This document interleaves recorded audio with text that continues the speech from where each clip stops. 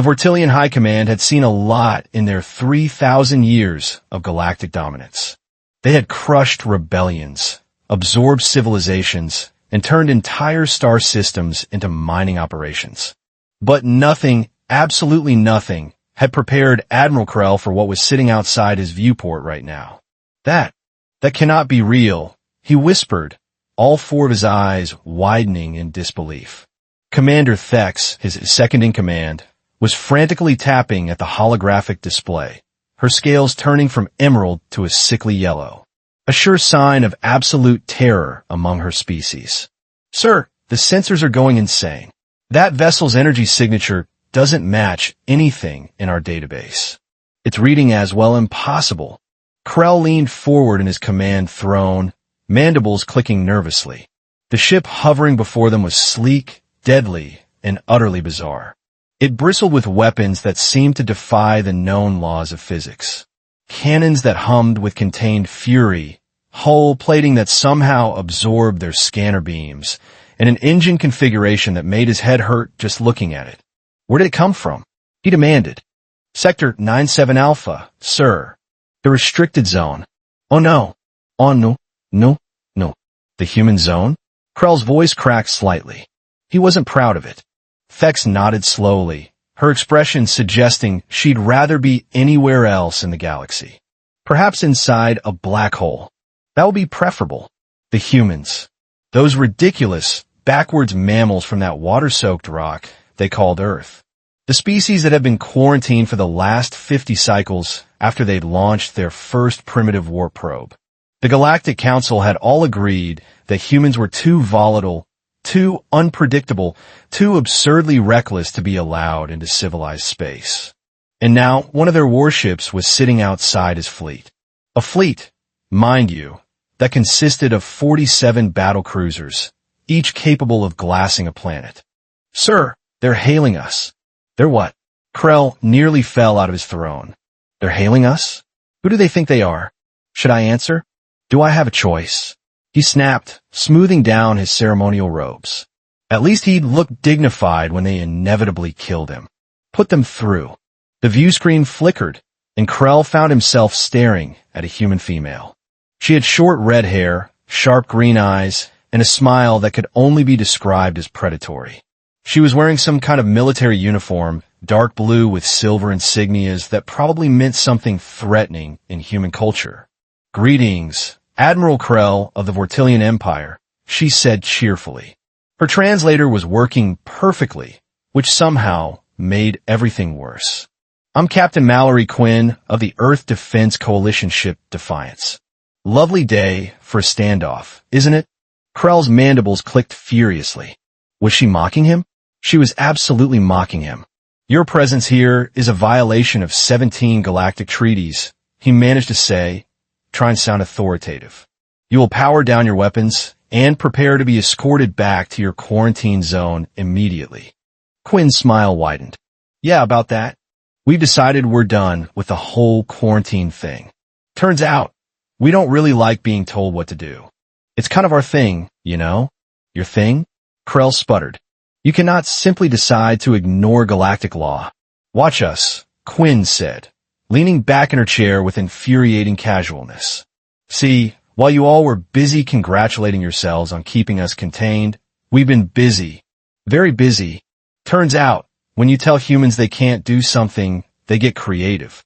And motivated. And maybe just a tiny bit vindictive. Thex was frantically scanning the human ship again, and her color had gone from yellow to a pale white. Never a good sign. Sir, she whispered urgently. That ship's power core, it's reading at levels that should be impossible. If they fire their main cannon at full capacity, it could punch through our entire fleet. Through our shields like they weren't even there. Krell felt his breathing apparatus constrict. This was bad. This was very, very bad. You're bluffing, he said, but his voice lacked conviction. Quinn raised an eyebrow. Am I? Tell you what, Admiral, I'm feeling generous today. How about a demonstration? Thex, that's your second's name, right? Have her check your long-range sensors. Focus on the Kragath asteroid belt, about 3 light minutes away. How did she know Thex's name? How did she know about the asteroid belt? Krell nodded reluctantly at his commander, who quickly adjusted the sensors. I have it on screen, sir, Thex said quietly. Watch closely, Quinn said, and pressed a button on her armrest. For exactly 2 seconds, nothing happened. Then the entire Kragith asteroid belt, a formation of rock and ice that had existed for millennia, simply ceased to exist. The silence on the bridge of Admiral Krell's flagship was absolute.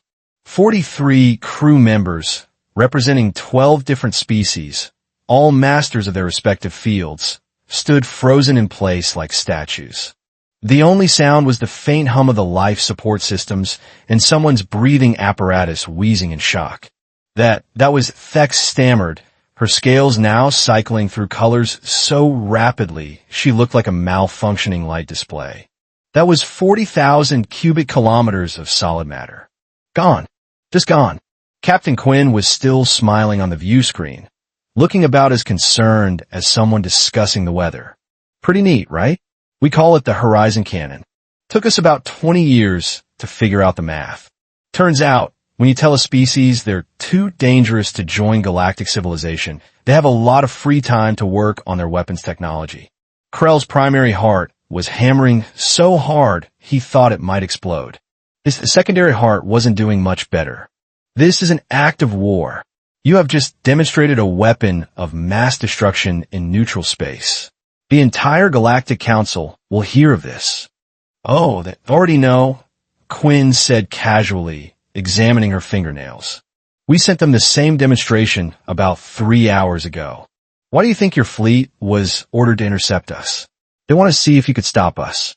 She paused, letting that sink in. Spoiler alert, you can't. Commander Thex was pulling up communications logs, her claws moving faster than Krell had ever seen. Sir, she's right. There's an encrypted message from High Command. It came in 6 hours ago, marked urgent. It says, and I quote, contain the human vessel at all costs. Do not, under any circumstances, allow it to reach the core worlds. Lethal force is authorized. Krell felt something he hadn't experienced in decades. Pure, undiluted fear. Why wasn't I informed immediately? The message was coded for your eyes only, sir. It was waiting in your private queue. Of course it was. The council had set him up.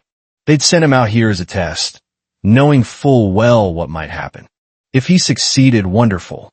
If he failed, well, at least they'd know what they were dealing with. And 47 ships was a small price to pay for that information. Politics. He hated politics. So what now, Captain Quinn? Krell asked, trying to keep his voice steady. You made your point. You have weapons that can destroy us all. What do you want?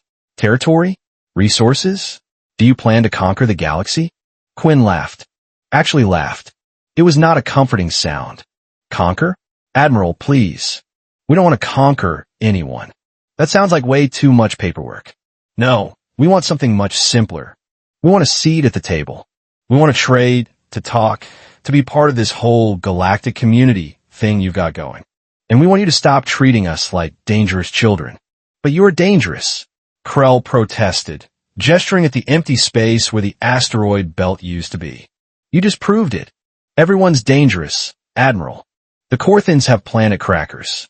The Ylex Collective has biological weapons that can sterilize entire ecosystems. The Vortillian Empire, your empire, has antimatter bombs. Should we quarantine everyone? Krell opened his mouth, then closed it. She had a point. A frustrating, undeniable point. The difference, he said carefully, is that those species have maturity, restraint, thousands of years of civilization teaching them when not to use those weapons. And we don't. Quinn's smile faded slightly. Admiral, do you know what humans call the period before we developed nuclear weapons?